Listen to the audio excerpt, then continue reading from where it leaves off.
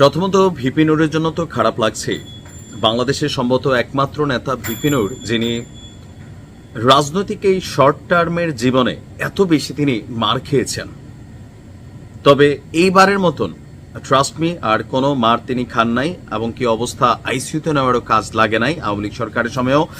But এবার যে ঘটনা ঘটেছে, এই ঘটনায় হিতে বিপরীত হয়েছে ভিপি নুরের জন্য। হিতে বিপরীত কেন বললাম? যে যারা হয়তো এখানে পরিকল্পনা কিন্তু অন্য কিছু, পরবর্তী ভিডিওতে আমি আলোচনা করব। ভিপি নুরকে মাইনাস করতে গিয়ে ভিপি নুর প্লাস হয়ে গেছে। দেখেন, ঠিক 2 দিন আগেও ভিপি নুরের পোল খোলার জন্য সাংবাদিক ইলিয়াস একটা ট্রেইলার দিয়েও দিছিলেন। ইভেন বড় ধরনের একটা পার্ট আসতেছিল তার, যে বিভিন্ন বিকাশ টিকাশ আরো নানান ইস্যু নিয়ে।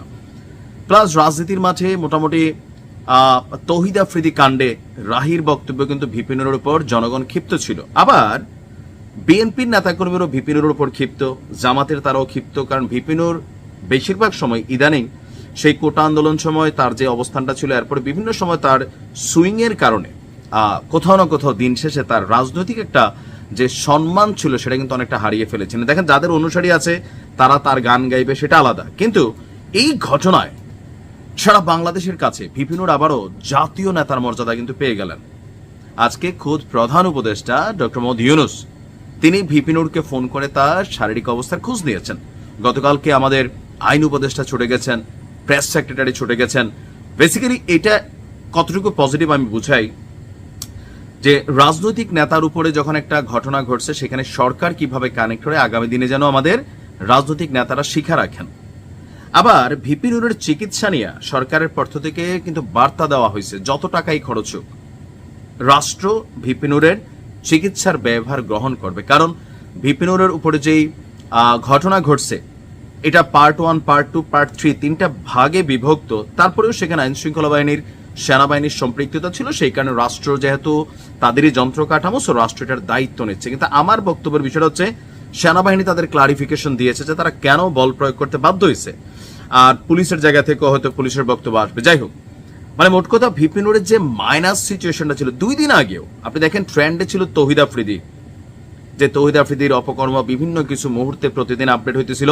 লাস্টে এসে ভিপি নুরও কিন্তু যে রাহির দেওয়া স্টেটমেন্টে যে ভিপি নুরের শেল্টারে আসছিল, আবার সাংবাদিক ইলিয়াসরা দাবি করছিল মাই টিভিকে বাঁচানোর জন্য ভিপি নুর লক্ষ লক্ষ কোটি কোটি টাকার ডিল করতেছিল। তো এরকম কিন্তু পাল্টি একটা অবস্থান ছিল। আর পিনাকিদা, মানে সাংবাদিক ইলিয়াস বা অন্যান্য রাজনৈতিক দলের নেতাকর্মীরা সবাই কিন্তু ভিপি নুরকে ধুইয়া ফেলতেছিল। সেই জায়গা থেকে ইউটার্ন নিয়ে একটা মায়ের যে কপালে কতটুকু ভাগ্য পরিবর্তন করতে পারে এটা আজকে ভিপি নুর প্রমাণ করে দিয়েছে। মোটামুটি 0 থেকে আবারও তার হিরোইজমের জায়গা সামনে আসছে। আর তার এটা যেটা আরেকটা পজিটিভ দিক হয়েছে, যে জিনিসটার জন্য তিনি আন্দোলন করতেছিলেন, যে জাতীয় পার্টিকে নিষিদ্ধ করা, এটা আজকে গতকালকের দাবি না। তারা প্রায়ই বলেন জাতীয় পার্টিকে নিষিদ্ধ করতে হবে, জাতীয় পার্টিকে নিষিদ্ধ করতে হবে। তো তারই রক্ত বৃথা যায় নাই। যে পরিস্থিতি তৈরি হয়েছে, আগামী 48 ঘন্টার মধ্যে হয়তোবা জাতীয় পার্টি নিষেধাজ্ঞার পথে যাবে। সরকারকে চাপ প্রয়োগ করার জন্য এনসিপি, জামাত, গণ অধিকার পরিষদ, অন্যান্য দল বিএনপি ছাড়া বাকিরা মোটামুটি সমর্থন করে বসবে। আর এতে ভিপি নুরের যেই চাওয়া ছিল, যেটা ড্রিম ছিল, সেটা তিনি কোথাও না কোথাও পূরণ করতে পারতেছেন। এটাও বা কম কিসে। ভালো থাকুন।